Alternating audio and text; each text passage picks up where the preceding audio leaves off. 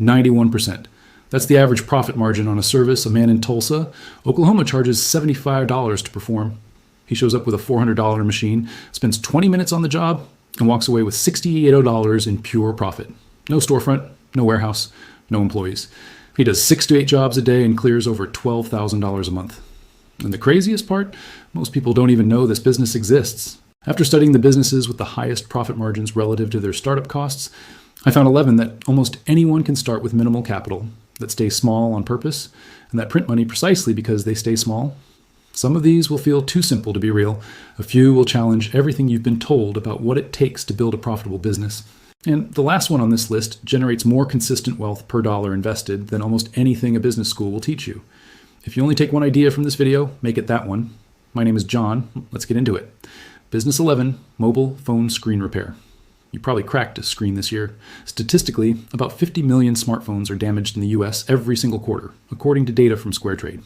And when it happens, people don't want to mail their phone away for 2 weeks. They want it fixed now. A mobile repair technician shows up at the customer's house, office, or coffee shop with a $300 to $500 toolkit. A standard iPhone screen replacement costs you $25 to $40 in parts. You charge $80 to $150. That's a profit margin north of 65% on every single repair. Let's do the simple math. 5 repairs a day, 5 days a week, at an average profit of $80 per job. That's $2,000 a week, $8,000 a month. Your overhead is gas and a parts inventory you can carry in a backpack. No lease, no employees, no fancy equipment. According to IBISWorld, the mobile phone repair industry in the US is valued at over $4.6 billion and growing steadily because people keep dropping their phones and phones keep getting more expensive to replace through the manufacturer. Here's the part nobody mentions. You don't compete with Apple. You compete with inconvenience. The customer's alternative is driving 30 minutes to a store, waiting 2 hours, and paying $270. You show up in 45 minutes and charge $120. You win on speed, convenience, and price all at once. That's a business with triple leverage. And here's the thing about screen repair that most people miss. Once you fix someone's phone, you become their phone person. Battery dying faster than it should? They text you. Charging port, acting weird? They call you before they call anyone else. A single customer becomes a multi-year relationship because phones break more than once and trust is hard to replace. Business 10, junk removal. This one sounds like manual labor and nothing else, and that's exactly why the margins are absurd. A 2-person junk removal crew with a pickup truck and a trailer can charge $200 to $800 per load, depending on volume. The cost of dumping at a landfill or transfer station runs $40 to $100. Add fuel, and you're looking at total costs of $60 to $150 per job. That leaves you with a profit margin between 60% and 80%. The U.S. junk removal industry is valued at over $12 billion, according to Grandview Research. And here's the thing most people don't realize. A significant portion of what you haul isn't actually junk. Furniture, appliances, electronics, scrap metal. You get paid to take it, and then you sell a portion of it on Facebook Marketplace to scrapyards or to secondhand shops. A Reddit operator on the sweaty startup community posted that 20% to 30% of his revenue comes from reselling items clients paid him to remove. Think about that. The client pays you to take their stuff. Then you sell their stuff. You get paid twice on the same transaction. The startup cost is a truck you might already own, a strong back, and the willingness to show up when someone's garage is overflowing. That's it. And here's the first pattern you'll see repeating across this entire list. The business that's the most physically uncomfortable to think about is usually the least competitive. Business 9, residential and commercial cleaning. Nobody dreams about mopping floors. That's exactly why cleaning companies have some of the highest profit margins in the service industry. The global commercial cleaning market is valued at over $415 billion and projected to reach $620 billion by 2030, according to Grandview Research. A solo residential cleaner charges $120 to $250 per house and can clean 2 to 3 homes a day. Your costs are cleaning supplies, maybe $10 to $20 per job, and gas. The profit margin on a solo operation runs 70% to 85%. But here's what separates the $3,000 per month cleaners from the $20,000 per month operators. The shift from doing the work to managing the work. You hire 2 cleaners at $18 to $22 per hour, charge the client $45 to $55 per man hour, and you manage the schedule from your phone. Suddenly, you're not a cleaner anymore. You're a business owner with margins that would make a restaurant owner weep. Here's what nobody tells you. Commercial contracts are the real prize. A single office building contract can be worth $2,000 to $8,000 per month. They pay on schedule, they rarely cancel, and they don't ask you to move their couch. Land 3 commercial contracts, and you're generating $10,000 to $20,000 monthly with employees doing the actual labor. The boring factor is the moat. Every aspiring entrepreneur scrolls past cleaning businesses looking for something sexier. Meanwhile, the cleaning company owner is depositing checks on autopilot. And here's a detail that should change how you see this industry. Cleaning companies have one of the highest business survival rates in the country. The reason is straightforward. Dirt is permanent. Offices get dirty every single day. Homes get dirty every single week. There is no technology that eliminates the need for someone to physically clean a space. That kind of demand doesn't fluctuate with trends, algorithms, or economic cycles. It just exists. Business 8, pet waste removal. Yes, you read that right. People pay other people to pick up dog poop, and those other people are making a killing. The pet industry in the U.S. generates over $150 billion annually, according to the American Pet Products Association. Within that, pet waste removal is a quiet, fast-growing niche that nobody talks about because, well, it's poop. A typical pet waste removal service charges $15 to $25 per visit for a weekly cleanup of a residential yard. Sounds small. But let's do the math. 60 weekly clients at $20 per visit equals $1,200 per week. That's $4,800 per month. Your costs are bags, a scooper, and gas. Total monthly overhead is maybe $200 to $400. Profit margin, over 90%. And here's the detail that makes this business incredibly sticky. Pet owners who sign up almost never cancel. The dog keeps pooping. The yard keeps filling up. The service is so inexpensive relative to the annoyance of doing it yourself that cancellation rates in this industry are under 5%. You're building recurring revenue from a biological process that never stops. A franchise called Duty Calls reports that their top operators earn over $100,000 per year. Solo operators without franchise fees keep even more. The entire business fits in the trunk of your car. No special equipment, no certifications, no employees needed until you hit about 80 to 100 clients. And here's the uncomfortable truth behind this one. The reason the margins are so high is precisely because the work feels undignified. Nobody wants the job title, but everybody wants the income. And here's something almost nobody tells you. When you stack businesses 11 through 8, a pattern starts to emerge. Every single one of them solves a problem that people can technically solve themselves, but absolutely do not want to. That gap between capability and willingness is where profit margins live. The wider that gap, the higher the margin. Keep that filter in mind as we move through the rest of this list. Business 7, mobile car detailing. Not a car wash, detailing. The difference between washing a car and detailing it is like the difference between mopping a floor and refinishing it. A basic exterior detail runs $100 to $200. An interior deep clean goes for $150 to $300. A full correction detail with paint correction and ceramic coating can charge $500 to $1,500. Your supply cost per job runs $15 to $40 for chemicals, towels, and pads. That's a profit margin of 75% to 90% on every vehicle. The U.S. auto detailing market is valued at over $14.7 billion and growing at nearly 5% annually, according to Allied Market Research. And here's the reframe that changes how you see this business. You're not washing cars, you're selling vanity. The customer who pays $300 to have their BMW interior steam cleaned isn't buying clean seats. They're buying the feeling of stepping into a brand new car. That emotional value is worth 10 times the cost of your chemicals. Think about it like this. A gallon of car wash soap costs you $25 and lasts 30 to 40 vehicles. A bottle of interior dressing costs $12 and lasts 20 jobs. Your material cost per car is genuinely in the single digits for most services, but the customer sees a 3-hour transformation and pays accordingly. A solo mobile detailer with a van, a pressure washer, and a portable water system can service 3 to 4 vehicles per day. At an average ticket of $200, that's $600 to $800 a day, $12,000 to $16,000 a month. A Reddit user on the auto detailing subreddit recently posted that he nets $9,500 per month, working 5 days a week, with a total equipment investment of $3,200. No shop, no lease, just a van and a YouTube education. Here's the trick most people miss. The money isn't in one-time customers, it's in the maintenance plan. You offer a $99 per month plan that includes a wash and interior wipe down every 2 weeks. Lock in 40 clients, and that's $3,160 in recurring monthly revenue before you detail a single new car. Nobody dreams about detailing cars. That's exactly why it pays. Business 6, pressure washing. A pressure washer costs $300 to $800. A single driveway cleaning pays $150 to $350. That math alone should stop you in your tracks. You can pay off your entire equipment investment in 2 to 3 jobs. The profit margin on pressure washing runs 80% to 90% because your only ongoing costs are water, fuel, and the occasional nozzle replacement. A single operator doing 2 to 3 residential driveways per day at $200 each generates $400 to $600 per day. That's $8,000 to $12,000 per month working 20 days. But here's what takes this from a side gig to a real business: commercial contracts, restaurant parking lots, apartment complex walkways, gas station concrete, fleet vehicles.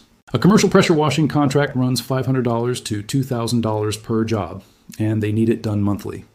According to IBIS World, the exterior cleaning services market in the U.S. is valued at over $13 billion, and the demand is largely recession-resistant because property managers and HOAs require these services regardless of the economy.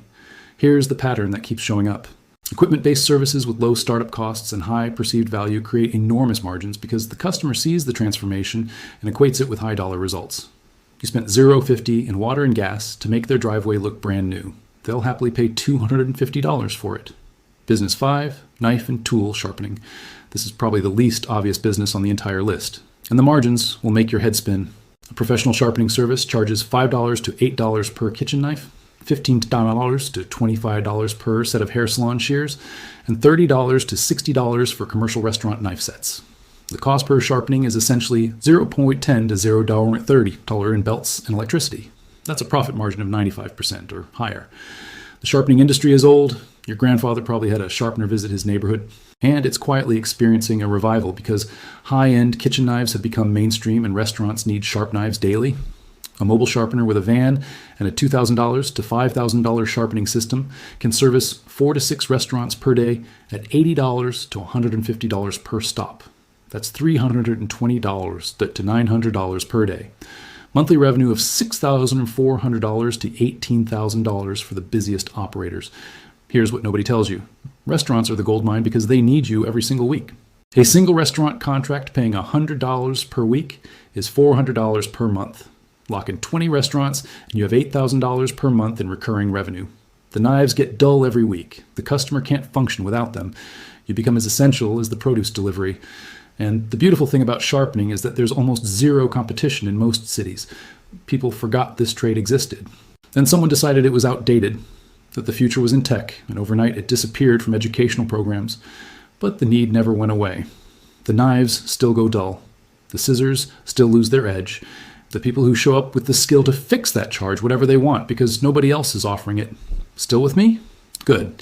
Because now we enter the half of the list where the businesses get smaller, weirder, and the margins get even more ridiculous.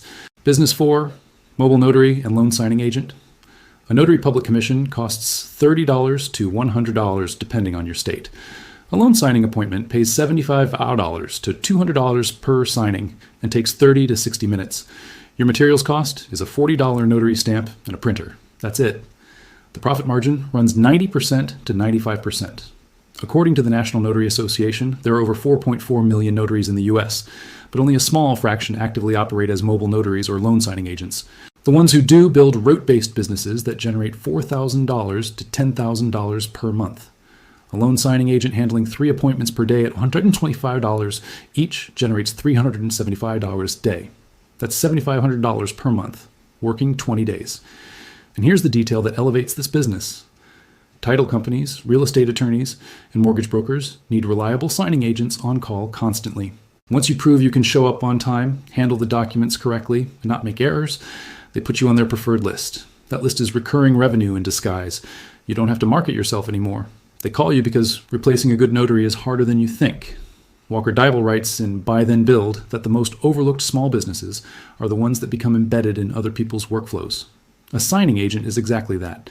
You become a cog in the real estate closing machine, and that machine runs every single day. Business 3, lawn care and basic landscaping. The U.S. lawn care industry is valued at over $130 billion according to IBIS World. That number sounds massive for grass cutting, and it is. A basic mow, edge, and blow service charges $40 to $80 per residential yard. A crew can service 10 to 15 yards per day. The supply costs per yard are minimal, maybe $3 to $5 in fuel and blade wear. Profit margins run 65% to 80% on residential and even higher on commercial contracts. Here's the math that makes lawn care operators smile. 40 weekly clients at $50 each is $2,000 per week, $8,000 per month, and that's just mowing. Add bush trimming, leaf cleanup, mulching, and seasonal services, and a solo operator can push $10,000 to $14,000 monthly during peak season. But here's what separates the $8,000 operators from the $30,000 operators. Route density. The operators making real money don't drive across town for 1 yard. They cluster clients, 8 houses on the same street, 12 properties in the same subdivision. They cut drive time to near zero and maximize billable hours. And here's the part nobody talks about. This industry has a built-in retention mechanism that's almost unfair. Grass grows. Every single week, from April through October, the grass grows back. Your customer doesn't have to decide to buy again. Nature makes the decision for them. That's not a customer base. That's a subscription powered by biology. And the winter months that scare people away from this business? That's when the smart operators pivot to snow removal, leaf cleanup, and holiday light installation. Same truck, same clients, different service, year-round revenue from people who already trust you. The seasonal excuse is exactly that, an excuse. Business 2, window cleaning. This one hides in plain sight. Every commercial building, every storefront, every office complex, every restaurant with glass frontage needs clean windows, and almost none of them clean their own. A solo window cleaner charges $4 to $8 per pane for residential, and significantly more for commercial. A residential job averages $200 to $400. A small commercial route can generate $600 to $1,500 per day. Your startup cost is a squeegee, a bucket, a ladder, and a water-fed pole system for taller buildings, totaling $500 to $2,000. The profit margin runs 75% to 90% because your supplies are literally soap and water. The global window cleaning services market is projected to reach $28 billion by 2030, according to verified market research. But here's the thing about window cleaning that makes it exceptional. Commercial clients sign contracts, monthly or bi-monthly cleanings on a set schedule. A single strip mall contract paying $800 per month is $9,600 per year from one location. Lock in 8 to 10 commercial contracts and you're generating $8,000 to $12,000 monthly on a predictable schedule. A Reddit operator recently shared that he runs a solo window cleaning operation and nets over $95,000 per year. His total equipment investment was under $1,500. No van wrap, no fancy website, just word of mouth and showing up when he said he would. Morgan Housel writes in Same as Ever that the things that never change are the things most worth building around. Windows have needed cleaning for centuries. They will need cleaning for centuries more.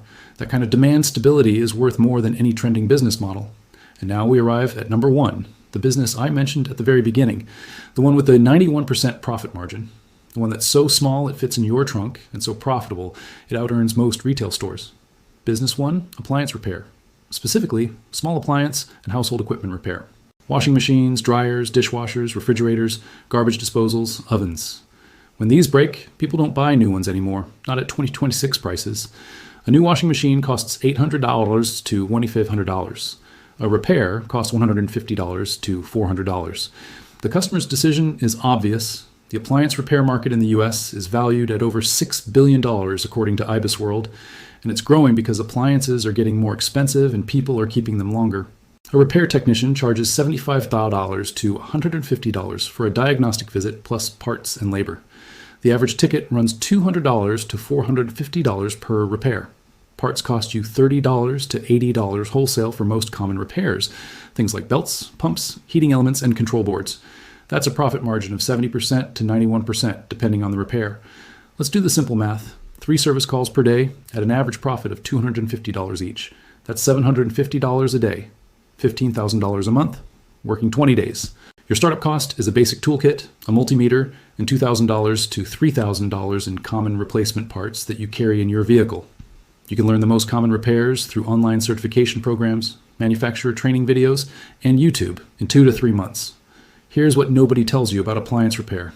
The customer lifetime value is extraordinary. When you fix someone's washing machine and do a good job, you become their appliance person for life. Their dryer breaks next year, they call you. Their neighbor's refrigerator dies, they hand over your number. A single satisfied customer turns into 3 to 5 referrals within 12 months. And here's a detail that makes the math even more compelling. The most common repairs, the ones you'll do over and over again, are also the simplest. A dryer not heating is usually a 12-mile thermal fuse. A washing machine not draining is often a clogged pump filter that costs nothing to clear. A dishwasher not cleaning properly is almost always a blocked spray arm. You charge $200 to $350 for each of these repairs, and most of them take under an hour. The ratio of time invested to money earned is staggering. Here's the uncomfortable truth that makes this number 1. Nobody wants to be an appliance repair technician. It doesn't look good on social media. You can't post a glamorous reel about replacing a dryer belt. And that's exactly why the field is wide open. The average age of an appliance repair technician in the US is over 55. They're retiring. And nobody's replacing them because an entire generation decided that only tech jobs and online businesses were worth pursuing. While everyone chased likes and followers, the appliance repair tech was building a $180,000 per year business from the trunk of his car. The demand isn't going anywhere. Every household has 5 to 8 major appliances. Every one of them will break at some point. And when they do, the owner isn't watching a YouTube tutorial. They're calling someone who can fix it a day. If that someone is you, the margin is yours. Now let me step back and tell you the one thing every business on this list shares. They're tiny, they're boring, and they're absurdly profitable precisely because they're both of those things. The profit margin isn't high, despite the business being simple. The profit margin is high because the business is simple. Low overhead means more of every dollar stays in your pocket. Low competition means you set the price, and recurring need means the customer comes back without you spending a cent on advertising. Not a single business on this list requires a degree. Not a single one requires a 6-figure investment. Not a single one requires you to build an app, raise funding, or impress a venture capitalist. They require a vehicle, some basic equipment, and the willingness to solve problems that other people consider beneath them. Here's what I've noticed after studying these models. The people who build real wealth from tiny businesses aren't geniuses. They're not visionaries. They're the ones who picked something unglamorous, showed up consistently, and let the math compound over time. Let me tell you about 2 people. Eleni graduated with a marketing degree and spent 18 months building a personal brand. She had the logo, the website, the Instagram aesthetic, the color palette. She launched an online consulting business. In 14 months, she'd made $2,200 total. She's back at a salaried job now, still paying off the $6,000 she spent on branding and ads. A man named Curtis, same age, same city, started a pressure washing business with a $600 machine and a stack of door hangers he printed at the library. His first job paid $175. It took him 40 minutes. He didn't have a logo. He didn't have a website. He had a cell phone number on a piece of paper. Within 8 months, Curtis had 14 recurring commercial clients. He was clearing $11,000 per month. By month 16, he'd hired 1 helper, bought a second machine, and crossed $18,000 in monthly revenue. The difference between Elena and Curtis wasn't intelligence, education, or capital. It was this. Curtis picked something boring, started ugly, and stayed consistent long enough for compounding to take over. Elena picked something exciting, started polished, and ran out of money before the market cared.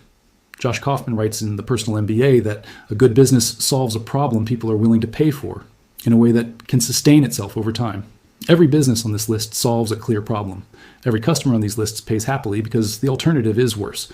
And every one of these operators will tell you the same thing. The money isn't in the idea. It's in the execution. And the execution doesn't have to be brilliant. It just has to be consistent.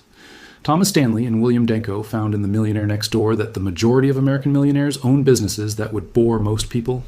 Paving contractors, pest control operators, welding supply distributors. The businesses nobody talks about at dinner parties are the businesses that fund the retirement accounts everyone envies. That research was published decades ago, and it's still true today. The pattern hasn't changed. It won't change tomorrow either. The question isn't which of these 11 businesses has the best margins. They all have giant margins. The question is, which one can you start this weekend with what you have right now? A truck, a toolkit, a phone. The willingness to do something that doesn't look impressive on a resume but deposits real money into your account every month. If this video changed how you think about small business, hit that like button. It costs you nothing, and it tells the algorithm to show this to more people who need to see it. Subscribe if you want more videos about real businesses that real people are actually running. Tell me in the comments which of these 11 businesses surprised you the most, or which one you'd start first. I read every comment. I'm John, and I'll see you in the next one.